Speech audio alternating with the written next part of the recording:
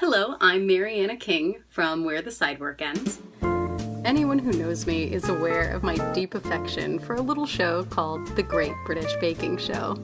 After a long week of pouring wine and serving brunch at the restaurant, I love to bake along with the show.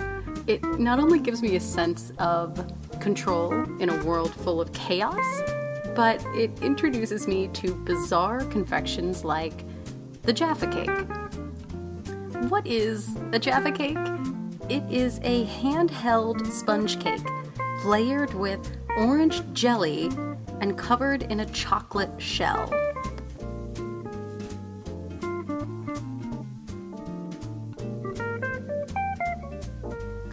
This recipe requires a little bit of a translation from British to American English. The recipe calls for one 135-gram pack of orange jelly, which is a partially constituted Jell-o-like product that you can easily find in the British shops that you can't really find in the States. So I substituted one 6-ounce package of Orange Jell-o, 1 cup of boiling water, a 1/4 cup of orange juice, and the zest of 1 orange. So let's get started. First things first, we'll make the jelly.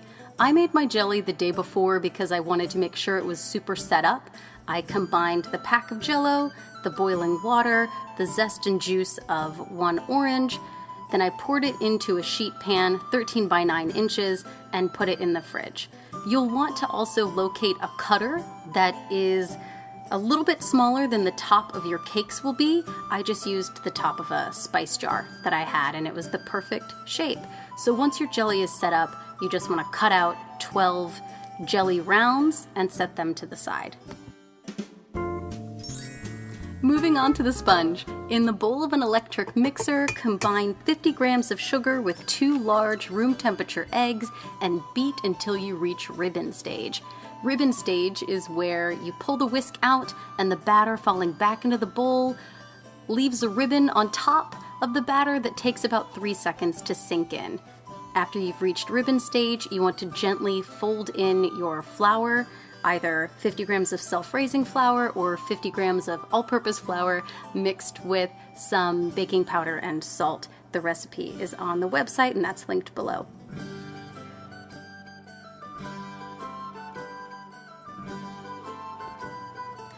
With your sponge mix mixed, you then want to dish it equal portions into a 12-cup muffin tin. Then you will bake for 7 to 9 minutes in a 350-degree oven. Once the cakes are cooked, they should spring back nicely when you press them with a finger. You'll want to pull them out of the muffin tin and leave them to cool while you prepare the chocolate. To melt the chocolate, place your chocolate in a heat-proof bowl, rest it over a pan of simmering water, and stir gently until it melts.